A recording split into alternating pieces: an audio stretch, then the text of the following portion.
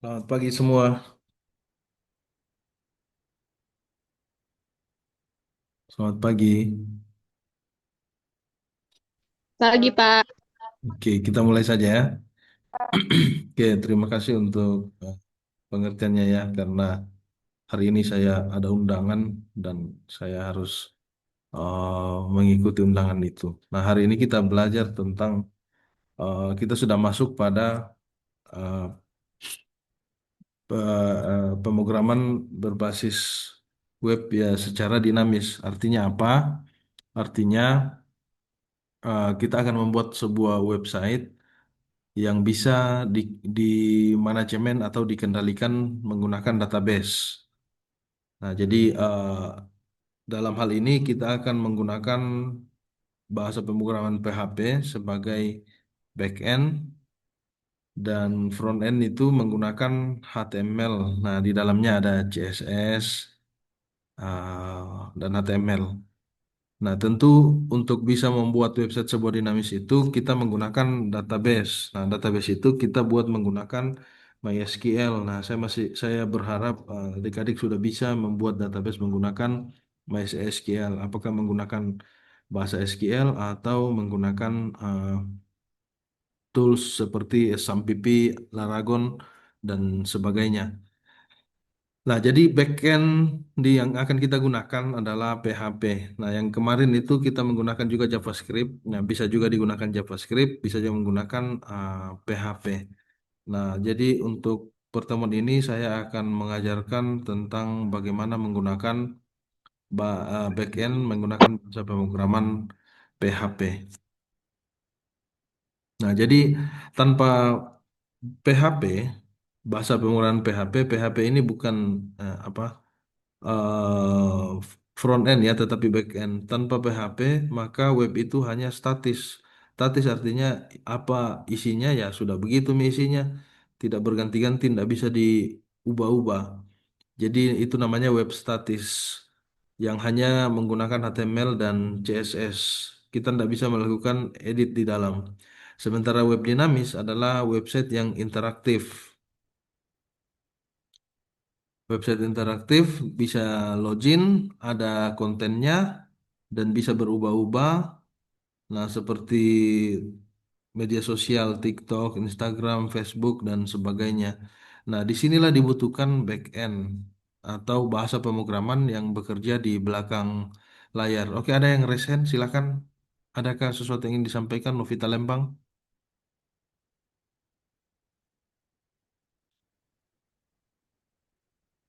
Oke, kalau tidak ada kita lanjut dulu. Nah, jadi perbedaan web statis dengan web dinamis. Web statis itu yang selama ini kita sudah pelajari.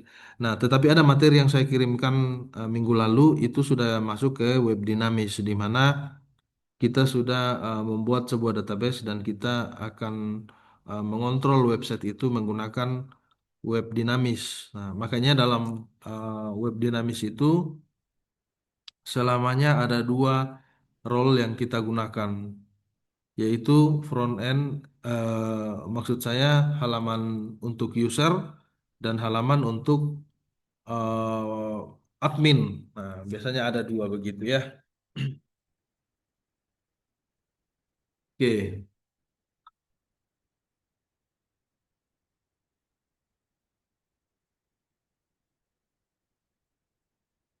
nah kita lihat dulu apa yang dimaksud dengan bahasa pemrograman PHP. Nah, jadi bahasa pemrograman PHP itu adalah singkatan dari Hypertext Preprocessor.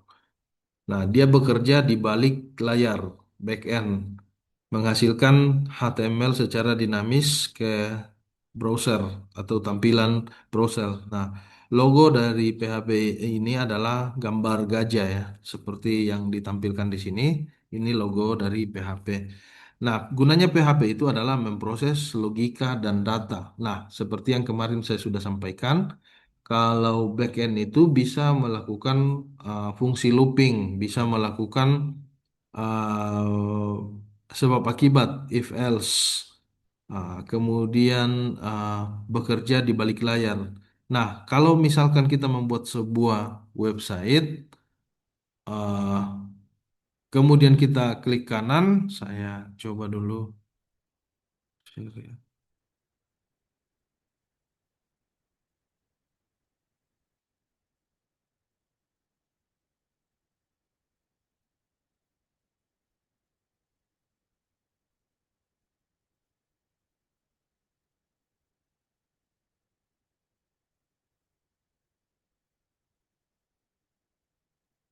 Oke, nah ini adalah website ChatGPT. Nah, misalkan ChatGPT, saya klik kanan di sini, kemudian saya pilih View Text Source, maka akan menampilkan kode-kode program. Nah, di sini yang tampil ini adalah yang bisa dilihat oleh user. Cek. Oke. Nah, suara saya kedengaran? Halo?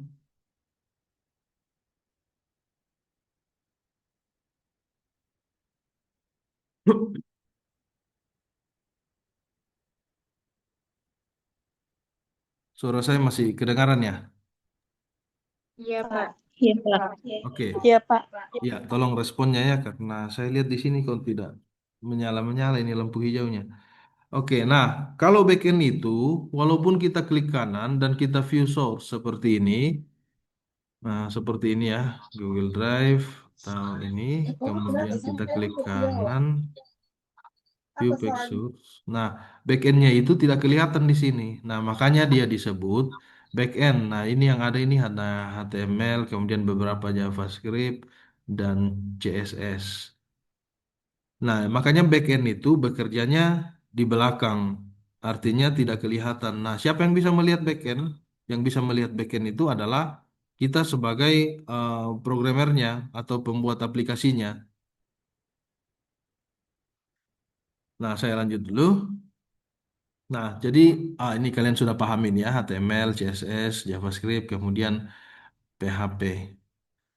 Nah, untuk bisa menggunakan bahasa pemrograman PHP, sekarang kalian sudah harus menginstal SMPP. Kemudian menggunakan kode editor atau bisa menggunakan Visual Studio Code, bisa juga menggunakan Sublime Text. Tapi sebaiknya menggunakan Visual Studio Code karena Visual Studio Code ini kaya dengan plugin-plugin. Nah, itu plugin itu akan memudahkan kita dalam pembuatan aplikasi menggunakan bahasa pemrograman apapun. Kemudian web browser yang sudah pasti sudah ada di laptop kalian semua. Nah, jadi ini sudah harus ada ya. Dan pastikan SMPP-nya itu kalau menjalankan SMPP, Apache dengan MySQL itu sudah bisa dijalankan. Nah, contohnya seperti ini.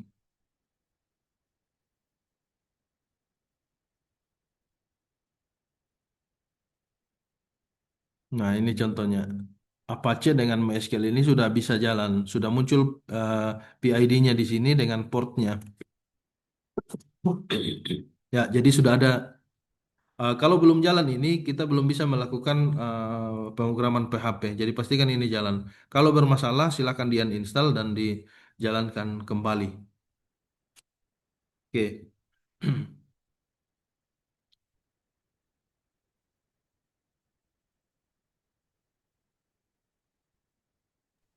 Nah, salah satu ciri dari bahasa pemrograman PHP adalah selalu diawali oleh tag pembuka, tanda kurang dari, tanda tanya, kemudian teks PHP.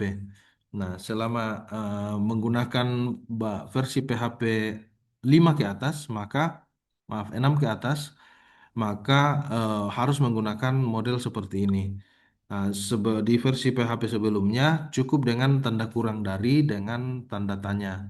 Tetapi di versi terbaru sekarang, versi yang paling terbaru sudah harus menyertakan teks PHP. Nah, jadi selalu dalam penulisan teks PHP itu selalu menggunakan tag pembuka dan tag penutup seperti ini. Nah, tetapi ada syaratnya, ada pengecualian. Jika dalam satu skrip, misalkan kita membuat sebuah skrip dengan nama index.php dan di dalamnya itu memuat semua bahasa backend PHP, maka itu bisa kita tidak tutup. Nah, ini uh, tag penutup dari PHP itu bisa kita hilangkan. Nah, kalau semua teks di dalam semua codingan di dalam satu file itu adalah semua menggunakan bahasa pemrograman PHP. Nah, tetapi alangkah baiknya membiasakan untuk memberi tag penutup. Nah, ini adalah perintah PHP untuk menampilkan ke layar halo dunia atau hello world. Nah, ciri yang kedua dari PHP, setiap akhir baris selalu di apa, diakhiri dengan titik koma. Nah, ada yang ada juga programmer yang menggunakan jargon ini. Jangan lupa titik koma. Nah, jadi dalam bahasa pemrograman PHP itu selalu diakhiri oleh titik koma setiap baris. Nah, itu adalah ciri khas dari bahasa pemrograman PHP. Nah, perintah echo ini adalah perintah untuk menampilkan teks ke layar atau menampilkan apa saja ke layar. Nah, perhatikan kemari.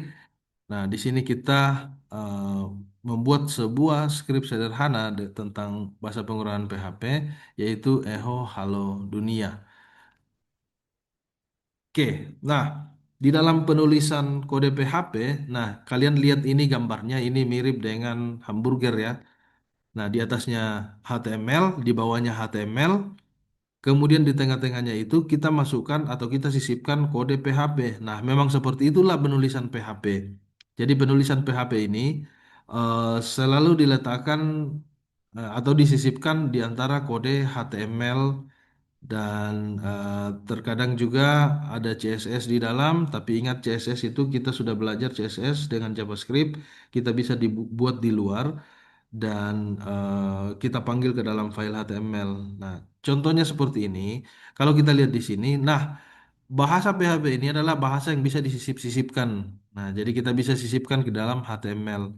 Bisa di atas misalkan tag HTML, kemudian ada tag pembuka body. Nah, kita isi di dalam bahasa pemrograman PHP, lalu di bawahnya tag penutup body dan tag penutup HTML. Nah, rahasia utamanya adalah file harus disimpan dengan akhiran .php, bukan .html. Jika tidak, maka PHP tidak akan bekerja.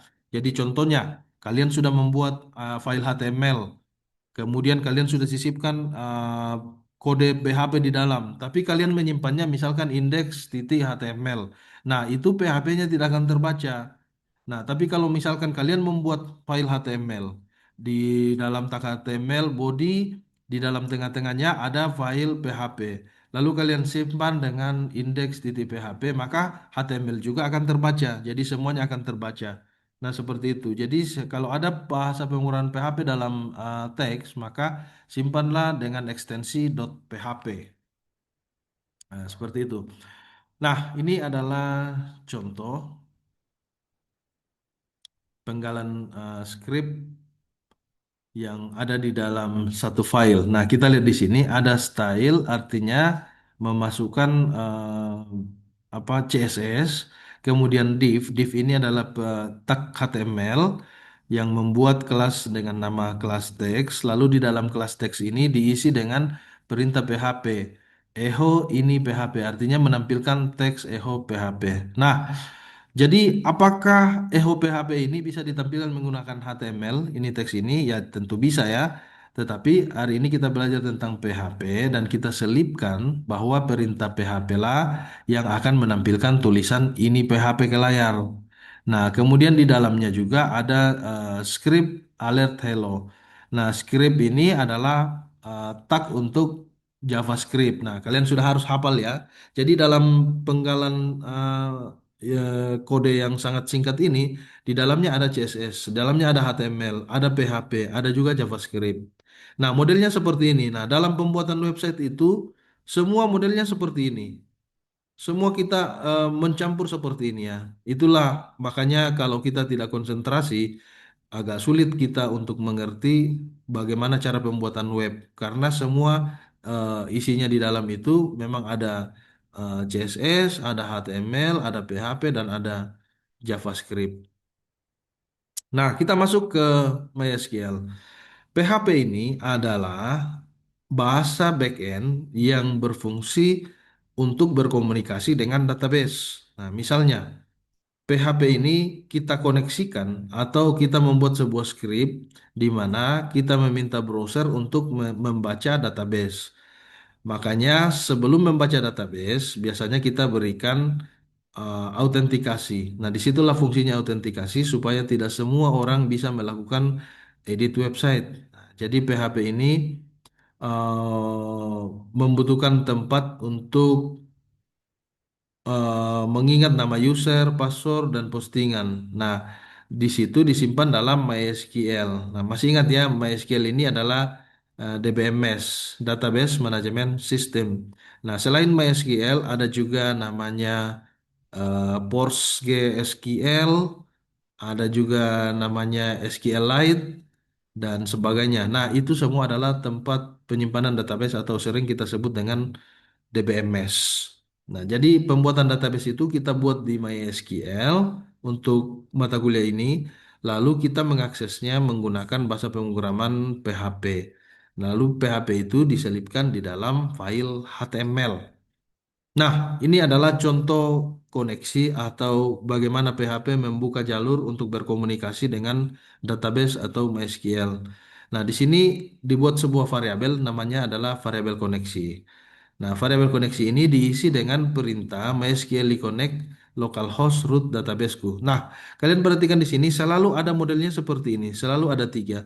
Kalau kita menggunakan Laravel atau framework code igniter pun modelnya seperti itu. Jadi ada localhost, ini localhost ini eh, adalah server lokal sebagai host. Kemudian root ini adalah nama user untuk memanggil database dan databaseku ini adalah nama database. Nah, jadi eh, perintah atau penggalan script dari PHP ini membuka jalur koneksi. Setelah itu, jalur koneksi ini ada yang berbentuk variabel meminta data query.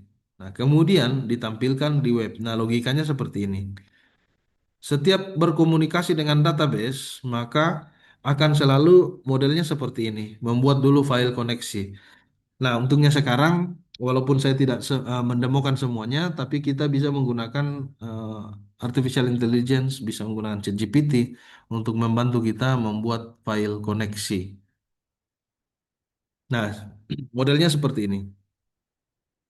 Kalau misalkan user meminta sebuah halaman front end, misalkan kita mengakses Symatra, kita buka Symatra, kemudian kita kirim requestnya, maka eh, bagaikan pelayan, server ini akan memproses logika dan membeda apa permintaan atau apa request dari orang yang menggunakan browser ini.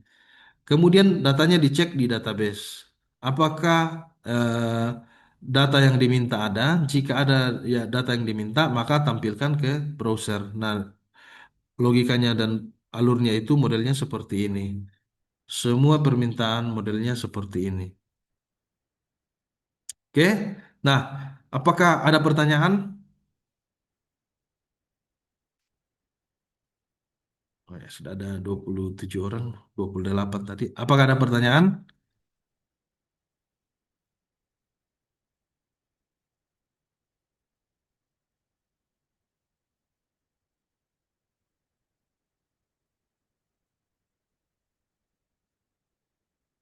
Oke, kalau tidak ada pertanyaan, saya ingin mendemokan sedikit bagaimana kita bisa memanfaatkan artificial intelligence untuk pembuatan database atau pemrograman web secara dinamis. Nah, jadi kita bisa buka di sini. Nah, dalam pembuatan prompting itu selalu kita memperkenalkan atau membentuk ChatGPT seperti yang kita butuhkan. Nah, misalkan kalau kita ingin ChatGPT membantu kita membuat sebuah website, maka kita harus membentuknya dulu seperti ini. Anda adalah seorang full stack developer. Bantu saya membuat aplikasi website dinamis menggunakan PHP, MySQL, HTML, dan CSS.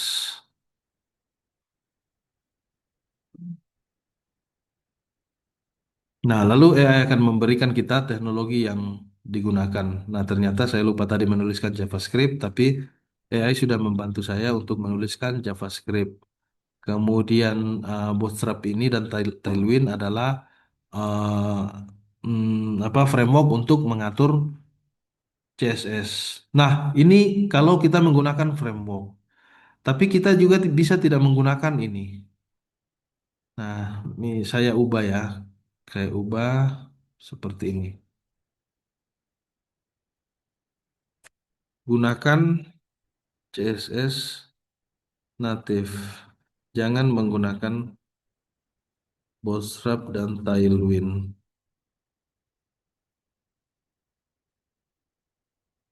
Nah, kenapa? Karena kita belum belajar tentang Bootstrap dan Tailwind. Nah, sama saja sebenarnya, hanya CSS itu sudah diubah ke dalam bentuk bentuk framework seperti PHP memiliki framework ada Laravel, ada Coordinator, ada Symfony, dan sebagainya.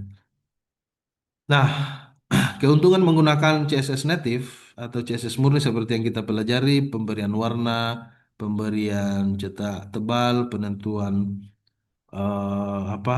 style, semuanya diketik secara manual. Nah, itu namanya native. Keuntungannya adalah lebih ringan, lebih mudah dipahami untuk kita yang baru belajar, kemudian cocok untuk belajar full stack dasar, strukturnya lebih fleksibel dan tidak bergantung kepada framework CSS.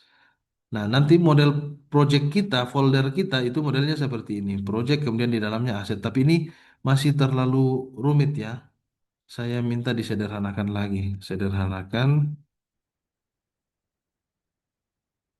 cukup beberapa file saja.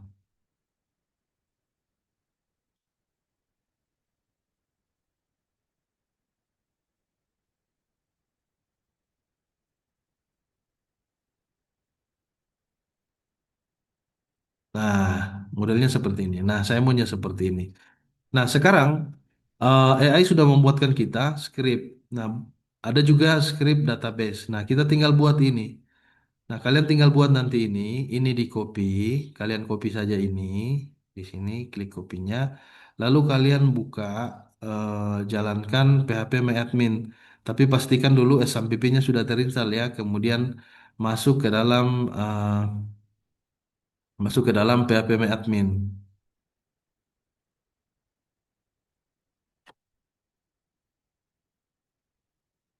Localhost.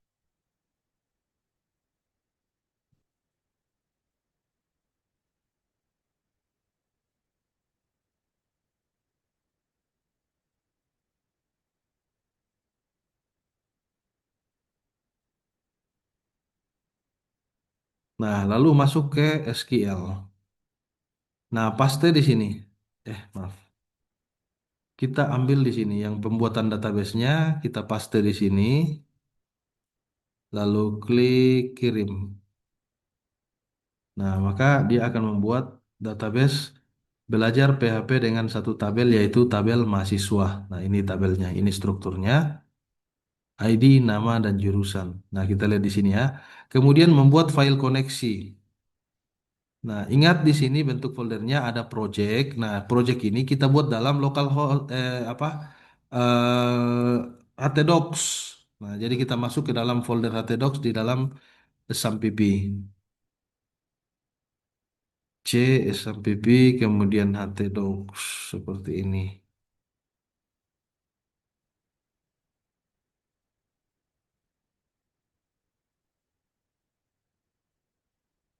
Nah, jadi saya buat dulu folder di sini di C, SMPP, htdocs. Nah, bikin folder di sini namanya project.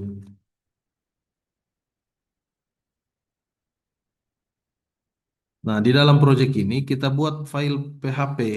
Ya, kita buat semua file ini. Ada file file koneksi, kita simpan dengan koneksi.php. Kemudian file index, kita simpan dengan file index PHP, file simpan, dan CSS-nya. Lalu kita jalankan dengan perintah localhost slash project seperti ini. Nah, oke. Apakah ada pertanyaan? Kalau tidak ada pertanyaan, tolong kalian kerjakan ini ya. Ini, ini dikerjakan ya. Nah, nanti saya kirimkan link Google Form untuk kalian kirim project ini. Nah, karena projectnya ini seragam, jangan sampai hanya satu orang yang membuat dan di copy-copy paste.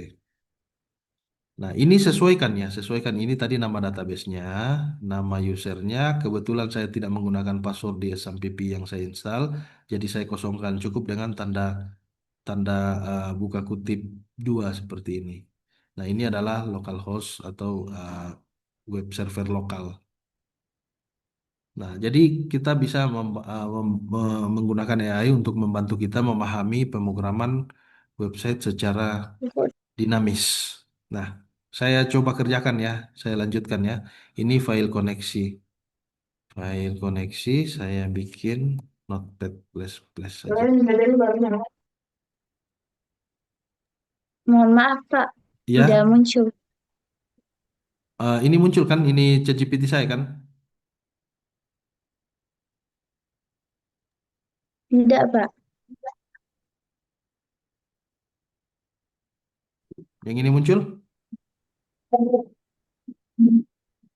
Ini sudah muncul kan? Iya, Pak, sudah muncul. Ya, jadi ini saya minta AI untuk membantu membantu saya memahami bagaimana pemrograman website secara dinamis dan inilah hasilnya. Nah, jadi ada satu folder yaitu namanya folder project dan di dalam folder project itu kita akan membuat 4 file yaitu file index, file koneksi, file simpan dan file style CSS. Nah, ini adalah 4 file yang akan kita masukkan. Nah, mana itu 4 file isinya? Ini, ini file koneksi, ini adalah file index, ini adalah file simpan untuk menyimpan ke dalam database. Kemudian ini file CSS untuk tampilan lebih menarik. Nah, kalian buat ini dulu. Kalian bisa menggunakan AI untuk membuat sebuah web yang sangat sederhana. Ini tabelnya hanya ini.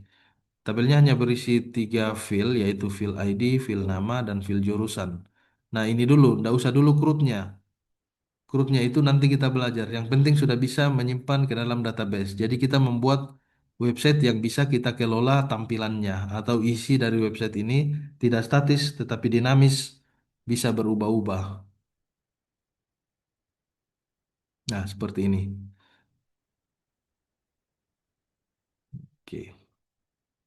Nah, kalau kalian ingin berkreasi, boleh diganti feel-nya, boleh juga menyesuaikan dengan kalau kalian ingin membuat website eh, yang lain. Yang penting itu sudah terkoneksi dengan database.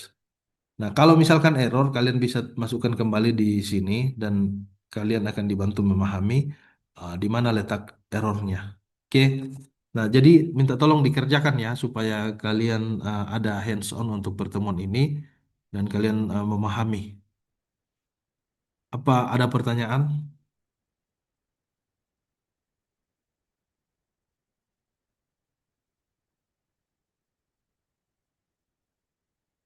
Kalau tidak ada pertanyaan, boleh saya akhiri ya pertemuan hari ini dan saya tunggu tugasnya ya. Kalian kerjakan ini. Oke?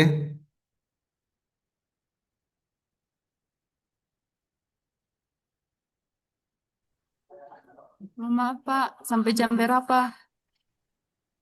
eh ini kan kita masih punya banyak waktu. Ini kan cuma sebentar sekali dikerjakan. Atau kalian tidak bawa laptop ya?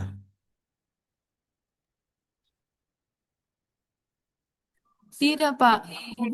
Tidak, Pak. Eh, bisa sampai malam lah, sampai jam jam 12 ya, jam 12 malam. Boleh ya? Boleh, Pak. Terima Baik, kasih banyak, Pak. Pak. Oke, saya akhiri pertemuan hari ini. Minta tolong dikerjakan ya, karena kamu hands on, kamu yang akan menjadi pintar. Nah, teorinya kamu sudah pahami dan model-modelnya kamu juga sudah pahami. Tinggal kamu mau action sekarang. Oke, terima kasih untuk pengertiannya ya. Saya sudah di jalan tadi ini, tapi saya lihat WA-nya banyak masuk, jadi saya langsung berhenti. Nah, saya hari ini saya ada undangan dan saya harus hadir. Terima kasih banyak ya. Oke, selamat Baik, pagi Pak. semua. Terima kasih banyak, Pak. Terima kasih.